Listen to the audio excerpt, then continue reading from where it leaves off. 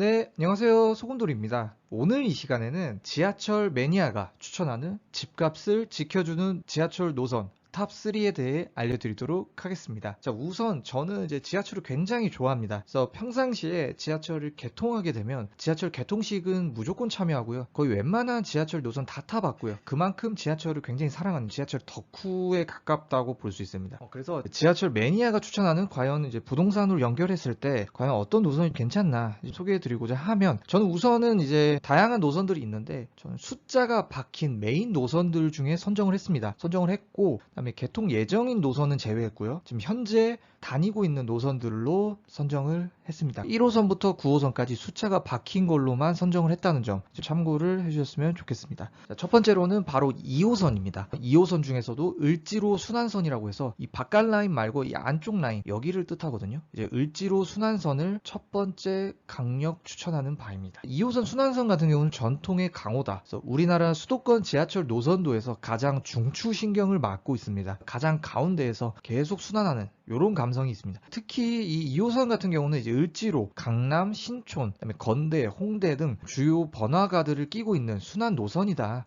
이런 말씀 드리고 싶습니다. 그리고 본인 집이 만약에 2호선이다 그러면 알 수 있는 특징이 뭐냐면 웬만하면 환승에 다 걸쳐 있어요. 만약에 본인이 2호선 라인에 살고 있다 그럼 어디를 가든지 웬만하면 환승 1회 안에 갑니다. 이런 게 상당히 장점이거든요. 다른 노선 같은 경우는 예를 들어서 이제 저 같은 경우는 뭐 어디 저 멀리 가게 되면 막 기본 환승 뭐 2, 3회 뭐 이런 경우가 있으면 굉장히 피곤하거든요. 사실 그런 점이 있어서 2호선에 살게 되면 다른 분들보다는 덜 피곤하다, 이런 장점이 있습니다. 그리고 제가 이제 노선을 선정할 때 제가 이제 집값과 연결시켜서 괜찮은 노선으로 선정한 이유 중에 하나가 강남입니다. 바로 노선 중에 강남으로 이어져야 집값이 오릅니다. 요게 포인트이기 때문에 그래서 앞으로 개통되는 노선들에도 이게 적용이 됩니다. 그래서 뭐 신안산선이라든지 뭐 월판선, 월곡판교선, 뭐 동탄 인덕원선 이런 게 이제 개통이 될 때 항상 체크해 보셔야 될 게 과연 이 노선들이 강남으로 이어지냐, 요런 게 더 중요하거든요. 그래서 만약에 강남에 한 번에 가는 노선이 있다, 이제 좀 어느 정도 집값을 지켜준다, 요런 거 참고해 주셨으면 좋겠습니다. 그래서 제가 지금 생각하기로는 위례 신사선이라고 있어요. 위례 신사선이 위례에서 강남까지 한 번에 가거든요. 신사까지 가는 건데 요런 것도 어느 정도 집값을 지켜주지 않을까, 요런 생각을 해봤습니다. 그래서 또 기타 많은 집값 요소 중에는 이제 또 일자리, 교통, 교육, 거주 환경 이렇게 4대 요소가 있거든요. 이 네 가지를 합쳐서 봤을 때 2호선 순환선 같은 경우는 이 네 가지를 대부분 가지고 있습니다. 그런 점에 있어서 2호선 본선 정말로 소금틱하다, 정말로 쏠티바다, 이런 말씀 드리고 싶습니다. 자, 다음은 바로 7호선입니다. 그래서 7호선 같은 경우는 이제 서울의 동북부 랑 이제 서남부를 이어주는 노선이고요. 굉장히 긴 노선이에요, 생각보다. 그래서 이 노선을 만들 때 당시에는 보통 광명이 수혜 지역이었어요. 광명에서 강남 지역으로 이동할 때 이제 교통망으로 상당히 유용하다, 이렇게 주목을 많이 받았었습니다. 그래서 7호선 같은 경우는 최근에 또 연장도 많이 해서 이제 인천, 그다음에 의정부까지 상당히 많은 곳을 품고 있는 유용하고 긴 노선이다. 그래서 7호선도 굉장히 괜찮은 노선이다, 이런 말씀 드리고 싶습니다. 그래서 이제 RN라인을 보시면 이제 대림부터 청담 이쪽까지는 이 라인 자체가 2호선의 보조 노선의 느낌이 있어요. 같이 가거든요. 지도 펼쳐 놓으시고 보시면 알겠지만 비슷하게 갑니다. 지금 2호선의 수요망을 분산시키기 위해, 지옥철을 좀 분산시키기 위한 측면에서 설계한 느낌이 있습니다. 그래서 분산용으로 설계한 측면이 강하다. 그리고 7호선 역시 이제 강남으로 한 번에 이어지기 때문에 강남으로 이어져야 집값이 오른다, 이제 이런 걸로 봤을 때 7호선도 나쁘지 않다, 이런 말씀 드리고 싶습니다. 그래서 저는 개인적으로는 이제 송도보다는 청라가 그나마 좀 낫다. 왜냐면 청라가 이제 7호선까지 연장이 되기 때문에, 이건 뭐 물론 저의 개인적인 생각입니다. 그런 점에 있어서 7호선 정말로 소금틱하다, 정말로 쏠티바다, 이런 말씀 드리고 싶습니다. 자, 다음은 바로 9호선입니다. 9호선도 상당히 유용한 노선이에요.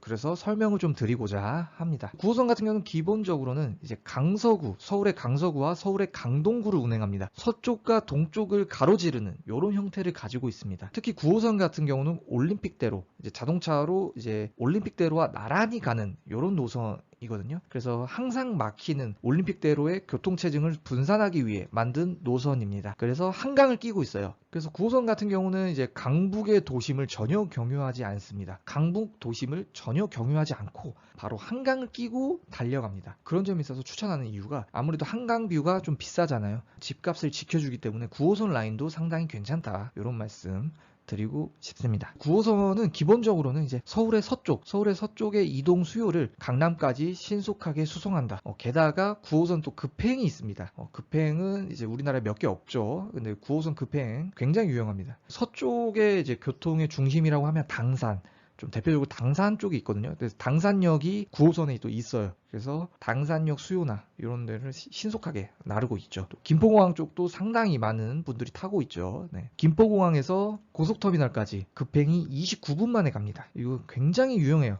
그래서 강남까지 29분 만에 갈 수 있다. 30분이 채 안 걸린다. 이런 건 상당히 장점이다. 9호선을 추천드리고요. 특히 이제 만약에 집을 사신다. 그러면 9호선 중에서도 급행을 사시는 게 좋아요. 급행에 정차하는 역일수록 상당히 이동하는데 유용하다. 대신에 사람이 미친 듯이 많다. 급행은 거의 낑겨서 타야 된다. 그래서 그런 점은 단점입니다. 그러니까 예를 들면 2호선 같은 경우는 만약에 2호선은 사람이 차면 더 이상 안 타요.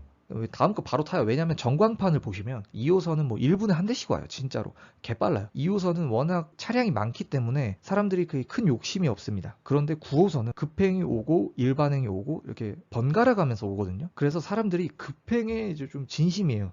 사람들이 급행에 진심인 분들이 많기 때문에 급행을 타실 때 어마어마하게 탑니다. 2호선이랑 비교가 안 돼요. 그래서 지하철 혼잡도 1위부터 4위가 다 9호선이에요. 그 밑에가 이제 2호선이거든요. 그런데 아무래도 급행의 영향이 크다. 한국 사람들은 빨리빨리 문화 때문에 이제 급행에 진심인 분들이 많다. 이런 거 참고해 주셨으면 좋겠습니다. 특히 이제 9호선 같은 경우는 서울의 대표적인 일자리, 대표적인 업무 지구를 다 끼고 있어요. 그래서 여의도, 국회의사당 끼고 있는 이제 여의도나 강남, 또 잠실 3대장들이 9호선 하나로 연결이 되어 있다. 아까 말씀드렸죠. 일자리, 교통, 거주 환경 완벽합니다. 교육. 그래가지고 여의도, 강남, 잠실을 하나로 이어주는 굉장히 유용한 노선이다. 네. 그래서 또 아까 말씀드렸다시피 강남으로 이어져야 집값이 오른다. 이런 걸 봤을 때 9호선도 굉장히 유용하다고 생각이 들었습니다. 저는 개인적으로는 2호선, 7호선, 9호선을 선정을 해봤고요. 저의 베스트는 9호선입니다. 네, 그런 점에 있어서 9호선 정말로 소금틱하다. 정말로 쏠팁하다. 이런 말씀 드리고 싶습니다. 네, 오늘 얘기는 여기까지고요. 구독과 좋아요는 자유입니다. 감사합니다.